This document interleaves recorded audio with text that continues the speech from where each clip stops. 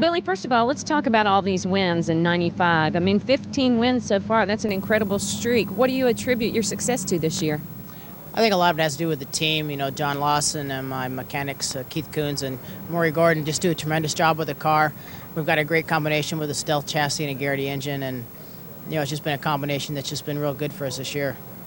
You said you only had about 3 wins last year, and you were second in points. I mean, what happened? Something had to have connected for you to have scored so many wins this year. Well, we've been together for 3 years, and I think Earl Garrity and Tim Sosby really got our engine program together this year. That's probably been the biggest difference. And we've just been, you know, tremendous in finishing races. I think I've only dropped out of 1 race all year long, and we just had a tremendous year going.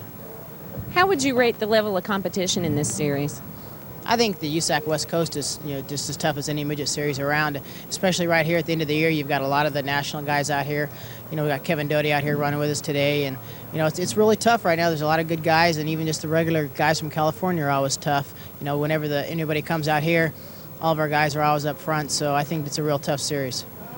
When you're winning like you have been, what do you do to maintain that? How do you stay on top?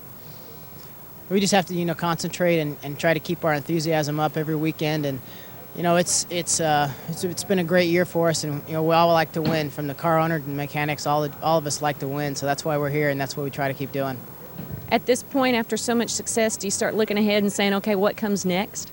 Yeah, we talked about doing some different things. Next year, we're probably going to do some SCRA sprint car races, and we talked about some other stuff down the road, and we'll just have to see what happens in the future. Well, first of all, Davey, tell us about your plans for 96. Well, 96 is looking real well for me. I'm going to start off in the IRL at Disney World. Been doing a lot of tests and getting prepared for it. We're going to run all the IRL races with Himmelgarn Racing, Delta Fossa as a sponsor. And then after that, we plan on doing my same midget Supermodified Silver Crown program that I normally do. I know it's really tough for guys that want to get into IndyCar racing. What kind of opportunities does the IRL offer for guys like you? Well, I think it opens a gigantic door for the short track racer. It's feasible. Tony George has emphasized that he wanted short track racers there. And Ron Himmelgarn, you know, he elected to have me drive the car coming from the short tracks. You know, Tony Stewart, Mike Bliss, I think a lot of other guys are going to get a great opportunity and a chance to drive the IRL cars because it's more the American people can relate to the American short track racer. They can come here on a Saturday night and watch us race, and then we're running in Indianapolis the next week. And I think that is a good spice. NASCAR does it, and I think it'll be good for IRL. Has it been frustrating for guys like yourself when, I mean, a lot of people really have ended up going down south or transferring to stock cars and that kind of thing. Is this opening up a whole new door for a lot of guys? Well, I hope so. That has been the route, you know, with Jeff Gordon and now even Mike Bliss. You know, he's got a great opportunity with the truck, and I don't know if he's going to stay with the truck or come back into the open wheels, but a lot of the great guys have went down south to the Winston Cup and NASCAR stuff, and I think this does open a door. It's a route to go. It's somewhere we have some future. I've been trying to get into the kart series for 5 years, and it's been a dead-end road for me. And but one of the kart guys is the one that got me going. You know, Chip Ganassi got me started, and so I appreciate that. And you know, I just want to be an IndyCar racer, and my opportunity stands with the IRL, so that's what I'm going to do. You've gone through rookie orientation the past couple of years for the Indy 500. What has that taught you, and how has that helped you prepare? Well, it's a fantastic program they have there. It's 3 days just for the rookies, so you can go out there at your own pace. Not worrying about the Emerson Fittipaldis or Allenser Juniors out there going tremendously fast and going by and scaring you, actually. So it just gives you, you can slowly get up to speed. You learn the cars, you learn the track, and you have some good instructors there. I had Johnny Rutherford there this year, and they just take you one step at a time and it gets you up to speed in a safe manner, and it's a lot of fun, actually. You don't have a lot of pressure that way, and I'm looking forward. I didn't make the race this year, so I'll go through it again this next year, and it's just a good lap time for rookies. How do you approach a season when you are running as many different things as you run, and obviously you're not sticking with one series and running for a championship there? Why do you do it, and how do you approach it? Well, it has been different for me. I've won a lot of championships in the past, and it's strange not being in a points battle. But on the other side of the coin, I get to go all over the country and race with a lot of different people, and I enjoy it. And as long as I keep winning, the fun's there. It's a little tougher to win, I think, because, you know, I go race midgets 2 or 3 times at one place against guys that run all year long. I go back east and run Supermodified one time where they race 30 times, and it's difficult, but it's fun. It's a big challenge, and as long as you know, the sponsors and owners stay behind me, I'll keep doing that. So what are your goals for the next year and beyond?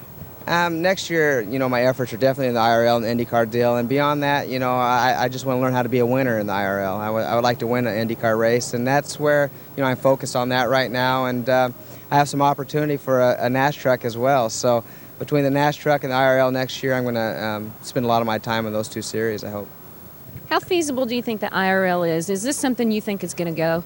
I really do. I think, I haven't been in the politic part of it very much, just kind of as a driver on the outside, listen to what's going on. But when you have Tony George, who's a pretty powerful man in auto racing, and people like A.J. Foyt and Agajanians, there's some stout people. And Bill France, I think, has been involved with the thing. And just from what I hear, the people are so stout and so, high in motor racing, I think it's going to work. I think that they got the leverage and the clout to make it happen. Well, first of all, tell me, how successful do you think the merger has been for the Western Supermodified Racing Association, now as you're called? I think it's been great this year. The year's finishing, as you know, today, and it's been pretty well what we expected. Next year looks that much better because it's taken a little while to build up some momentum, and we're real excited about next year with car counts, number of shows, places to go, and support from the racer back to what we're doing. So I think what we sense was the tracks are getting more behind it and the racers. And we have a wider area of understanding between Idaho to the northwest, to the Washington area, and to the south here in California. So we're real excited with everything, including our board's activities, our board of directors and all, and our marketing efforts. So we feel real good about everything. What has been the benefit of you guys merging? Benefit is car counts and clout with the tracks, bringing car counts from widely known drivers from many different areas, more famous names, better car counts again, and thus better purses for the racers, and substantially better purses for the racers, and getting to be more of the professional level that we're hoping it will become. So. I know a lot of people, when they think of super modified racing, they think of the East Coast guys. Do you think this kind of lends a little more credibility to you guys and shows people, yeah, supers are really here on the western side of the country? Correct. I mean, a lot of the owners in the West who have had just really fine equipment, can run with Eastern guys, have got really good drivers and really good equipment, are not as well known as Eastern guys. And so now we're starting to get more recognition, and the owners of the West are definitely feeling good about that because they feel it's long overdue.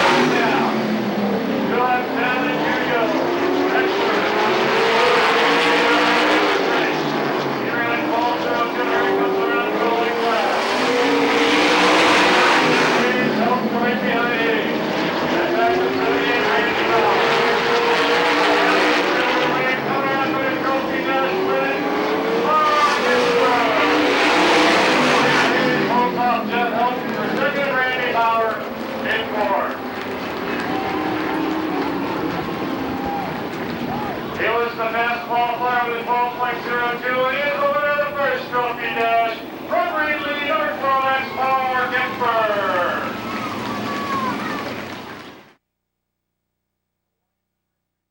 Power is the 8-car in system.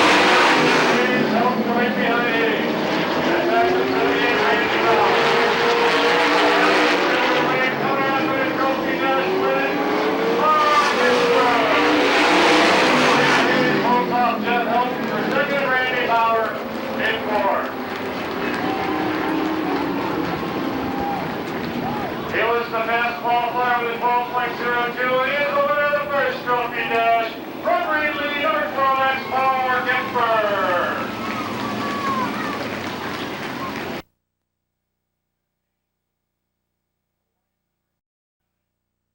Mike Stager and all the way to the back of the pack, 64, Gary Gardini. Mark Lockman is running hard. He's playing on the field.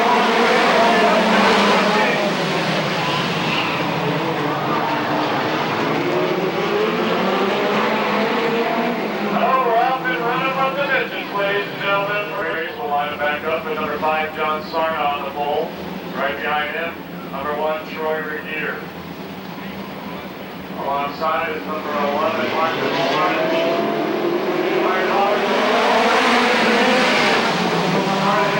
going to one Regier right behind him. Punches, gets a little side, takes on.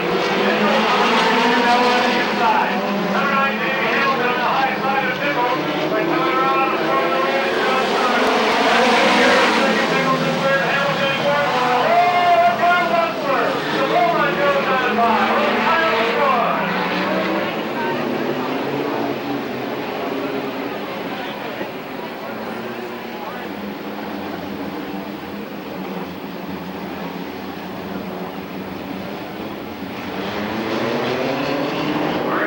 Single file off the shoulder. That's what I thought.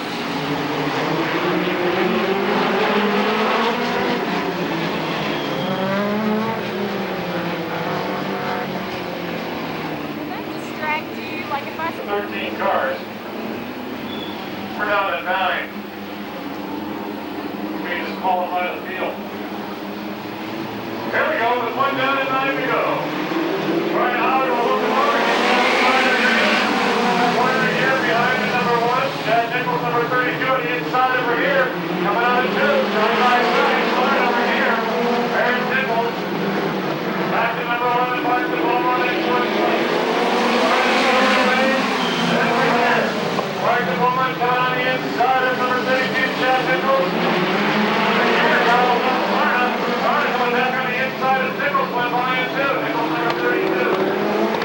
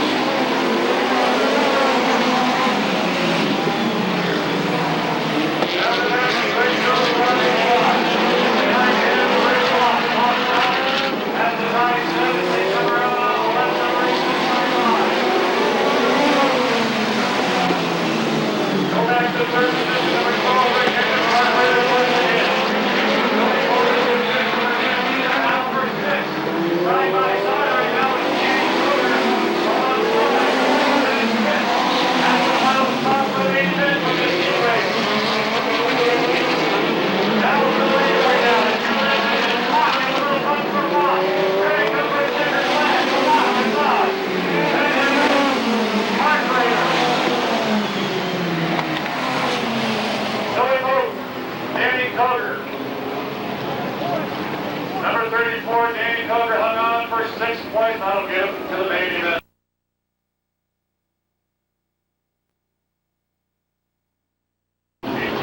Alice in row number 2 alongside of you. And we take the top 6 qualifiers to the main event.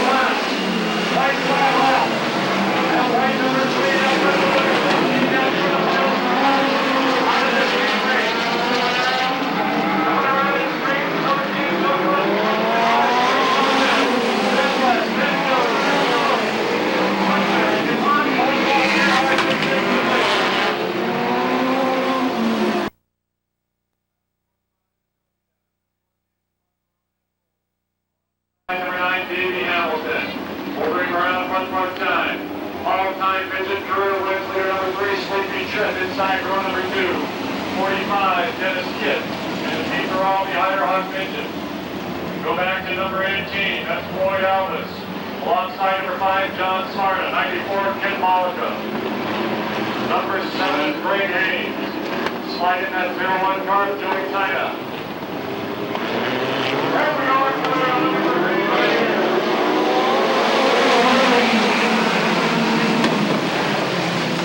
Front Florida Hamilton was Sleepy Trip in third.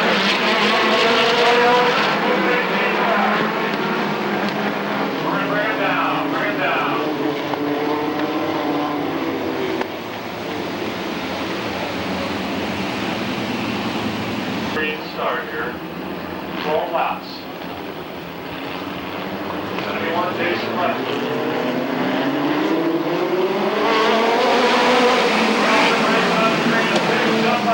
Start by number 9, Davey Hamilton. He goes strong in the lead. Number 9, running out with 135. Blue 18 miles right out. He's there in number 18. Hamilton coming around.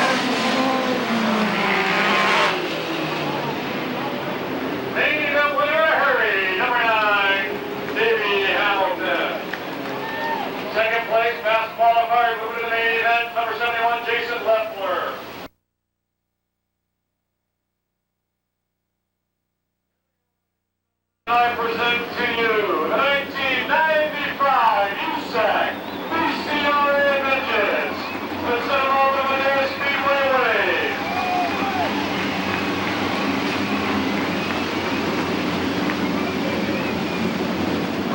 Laps of main event racing, 22 cars strong on the firm, number 56, Shane Scully. He's in a great rookie.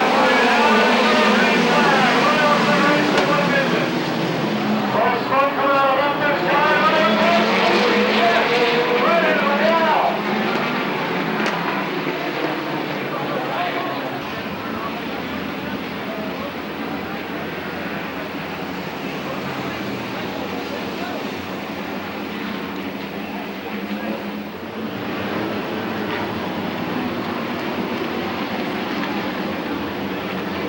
All right, we'll be looking for green this time around. 56, Shane Scully.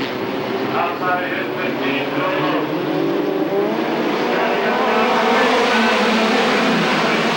Let's check it into one. Scully with both behind, Davey Hamilton. Here comes Hamilton on the inside. Shane Scully. On the high side. Pretty quiet as they go to turn one. Watch him going to Scully.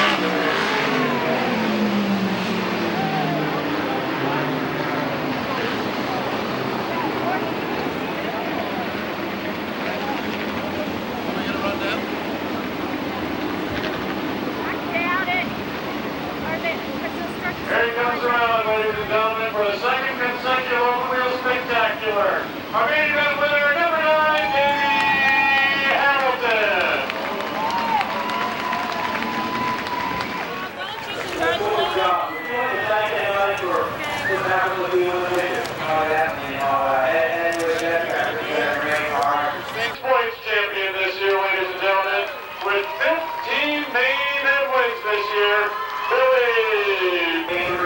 28 races down tonight. We won 18 of them. 15 USAC races. Dalville wins the 8 hours of the bigger.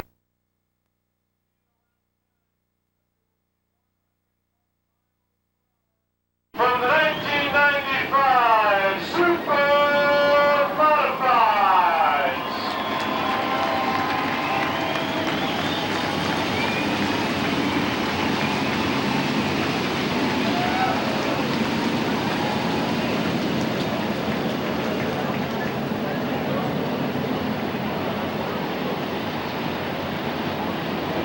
Thank you, ladies and gentlemen. It's now time for the Twin 50 main event. 50 laps, we'll take a 10-minute break, and we'll do 50 more. On the pole, number 15, Carl Mott. Outside, number 1, Davey Hamilton. Row number 2, 22W Dan Hayes. Number 78, Randy Bauer. Row number 3, number 11, Jeff Helton from here in Madera. Alongside tonight's fast qualifier for Wheelie, won the first spectacular Mark Edford. He qualified with a 12.02. Coming out of the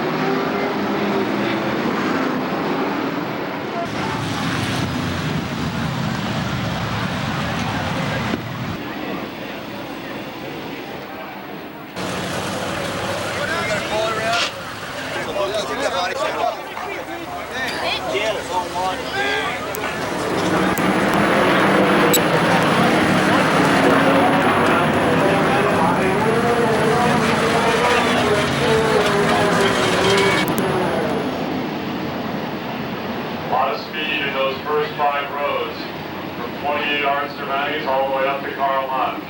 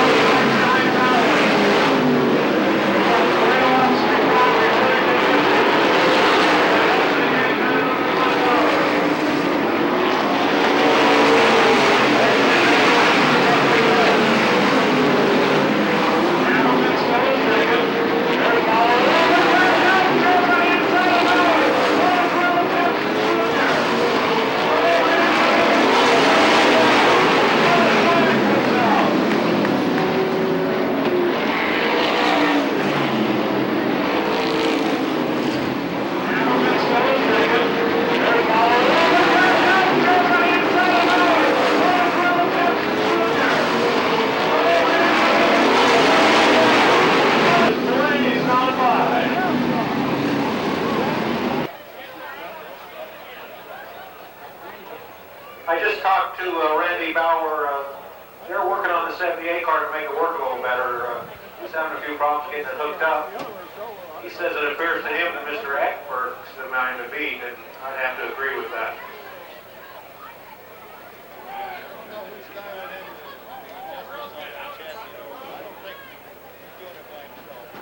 They're still working on Lance Tatro's car. It has a real bad tow out, he tells me, as I pass Mike Garabedian.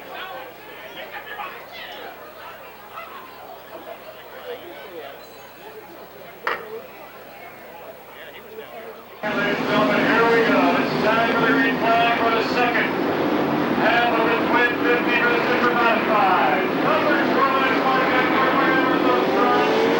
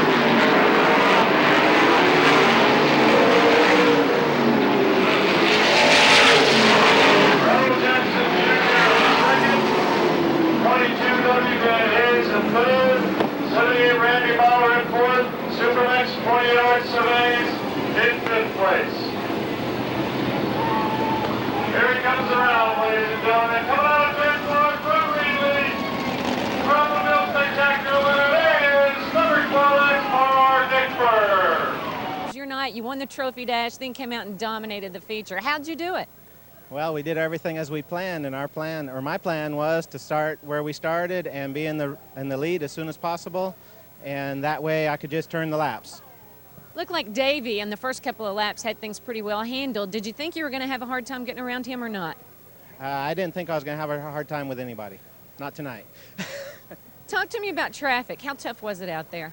Traffic was tough. Some of the slow guys wanted to race side by side every lap. Every time I'd get to them, they were still side by side with the same guy I passed last time around, you know, so traffic was pretty tough. They'd get the move over flag, which is a courtesy deal, which is fine with me, but then one time they'd be low, and the next time I'd catch them, they'd be high. So traffic was tough, and sometimes I'd be up in the marbles going around somebody because that's where I'd already committed to go. What about that halfway stop? Did you even touch your car, or did you feel pretty good about it? We did a few little minor things to it all. We basically didn't do much to the car all night. Well, Mark, this guy's won championships before, but this is the first time since these two organizations have merged. How does it feel to be the first Western State Supermodified champion for the WSMRA? Well, it's a great honor. I'll tell you, we run with a lot of tough guys out here. We got a lot of tough teams that we compete against. We've only had 3 duplicate winners all year, so to come out on top in this deal, I feel like I've beaten some of the best there is. Does it make it harder now that you guys have all combined, that you've merged? Is there a lot more talent out there to compete against? Yeah, it really does. We brought in, when we did this merger, there's a lot more top teams now, and a lot better equipment and some really good hot shoes. So, like I say, we're real fortunate to win this deal. How did you approach this season going in? The same way we approach every season. We take it race by race. We try to be the best we can be. We spend a lot of time in the shop. We got a lot of maintenance stuff that we do that some people may not think is necessary, but it shows. For example, the 11 car, we've completed every lap of competition this year, which I don't care what kind of racing you're in, that's a feat of its own right there. So, what about this battle with Randy Bauer? I mean, this was tight right up until the end. I'll tell you what, this came right down to the end. Second race from the end of the year, we were tied up. Unfortunately, he ran into some bad luck, so it gave me a little cushion going in, but it was still mathematically possible. So I'm glad to have it out of the way and have it done with for the year. So how are you feeling going into this race? I know you didn't have to finish that far up in the pack. You had a little bit of breathing room, but still, you got to be a little bit nervous knowing that he can do something. I knew that the team and the car was capable of locking it up tonight and taking it home. But you never know what the race gods are going to do. You know, we've been knocked out with a stuck fuel bypass, flat tire, anything could have done it tonight. Luckily, the race god shined upon us. So once again, Rebel Jackson, he's another champion, the 1995 Western State Supermodified Tour champion. Congratulations. Thank you. Okay, let's talk about the midget race. Man, you guys were hooked up. Tell me about it. That thing was great. You know, Chef Jack's put together a great race car, and every time I've raced it this year, we've set fast time pretty much, set track records, and win, which is a great feeling. And Billy Boat's always tough, so it's good to beat him. And I know he got second, locked the championship up, but that was our third USAC race and our second win with USAC. So it feels good to just come and race with these guys a few times and be able to win. Were you worried about anybody behind you, or did you know you were hooked up and you were out of there? Yeah, once I got the lead, the car felt so good, so smooth. I didn't think that anybody had anything left. But you never know; these midgets kind of change throughout the race, and you never know. Some of the guys get fast at the end of the race. So, you know, I was being cautious and through traffic and just trying to stay smooth. But I guess we had them covered pretty good. But you don't know that when you're leading the thing. So I was being cautious just in case somebody had some more left for me. That was going to be my next question. What about traffic? I mean, it looked pretty bad out there. It was definitely busy, but most of the guys did a great job. They were told to go up high, I think, in the pit meeting, but they all stayed low, so it worked out good. I went up high, and the car worked good up in the high groove, and every now and then there came in some close situations, but all in all, it wasn't too bad. So kind of a bittersweet night for you, I guess. Yeah, it definitely is. You know, I mean, we had a chance maybe to, you know, even win the Supermodified race. We were a distant second behind Mark, but, you know, we had a second look like locked up, and with like 20 laps to go, we broke a steering gear, but it happened on a yellow flag lap, so it's fortunate it happened then, but back to the bad luck in the Supermodified, I guess. Didn't have quite that incredible an exclamation point to their season, but the title was still up for grabs Saturday night, and Stephanie Boyd reports on this and the USAC Western States Midgets. Going into the last race at Madera, Rebel Jackson and Randy Bauer were tied for the points lead. But as the field gets ready to take the green on this night, Jackson in the 11W has a 55-point advantage. Up front, Davey Hamilton in the orange #1 immediately takes the lead from the outside pole. That is until Lance Tatro and Rick Veenstra get together in turn 4, setting off this chain reaction that brings out the red flag. On the second try, Hamilton still charges out front, with Bauer in the 78 moving into second, followed by Mark Ekberg in the 12X. Ekberg was fast qualifier earlier in the night and then went on to win the trophy dash. And he's way fast here, too, first picking off Bauer and then getting past Hamilton. With Ekberg checking out, a fierce battle develops for third between Bauer and local favorite Jeff Helton in the 11. Give the spot to Bauer for the moment. But a little later, when traffic gets in the way, Bauer gets stuck while Helton and Jackson both blast by. Next comes the halfway break to take on fuel and to do any tweaking except taking on tires. In the second 50-lap segment, Ekberg is still on fire, with Hamilton trying his best to catch him. Helton is trying to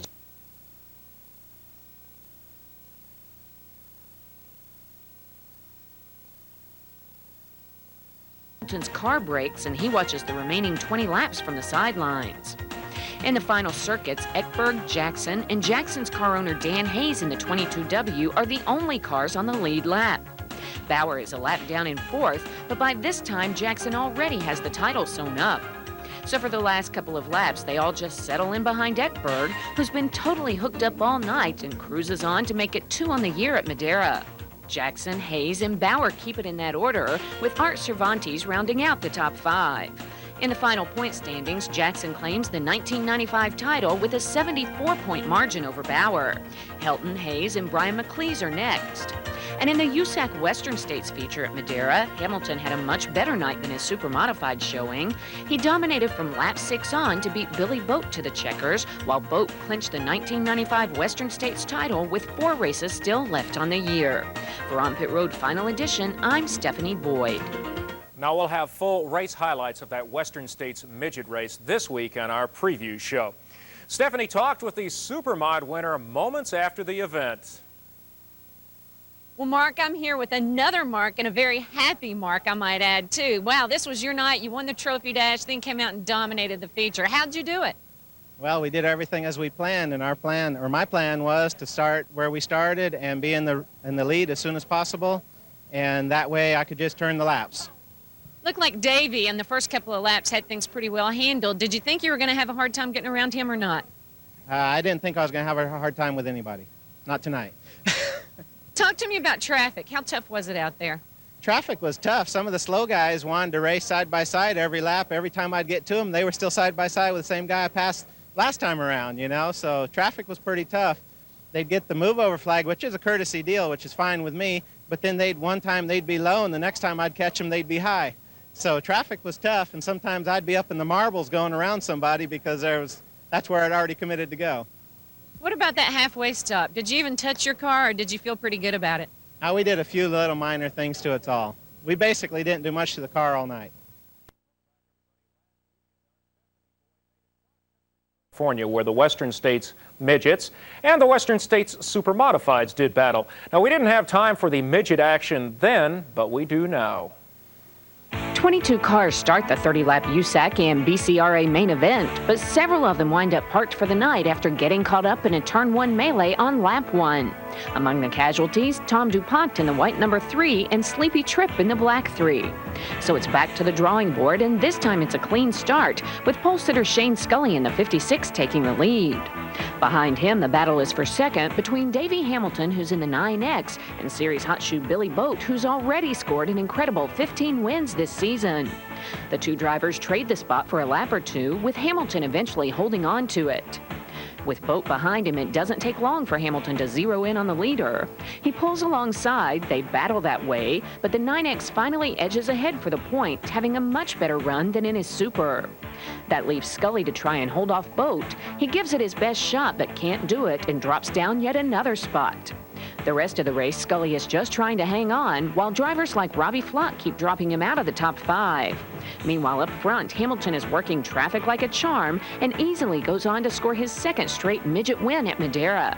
Once I got the lead, the car felt so good, so smooth, I didn't think that anybody had anything left. But you never know, these midgets kind of change throughout the race, and you never know, some of the guys get fast at the end of the race. So you know, I was being cautious and through traffic and just trying to stay smooth, but I guess we had him covered pretty good. But you don't know that when you're leading the thing. So I was being cautious just in case somebody had some more left for me. Boat's second-place finish clinches the Western States title for him with 4 races still left to go. Flock, Chuck West, and Kevin Doty complete the top 5. Speedway in California with young Shane Scully moving from the pole to the lead. 7 laps later, Davey Hamilton, who won here in late September, showed strength again with this inside move off turn 2. While Davey drove to an easy victory, Billy Bode in number 15 passed Scully for second. That was enough to give Bode the series title with 15 victories and 16 consecutive top 3 finishes. Hank Butcher and Rick Hendricks will continue their battle for second when the series moves to Ventura on Saturday night.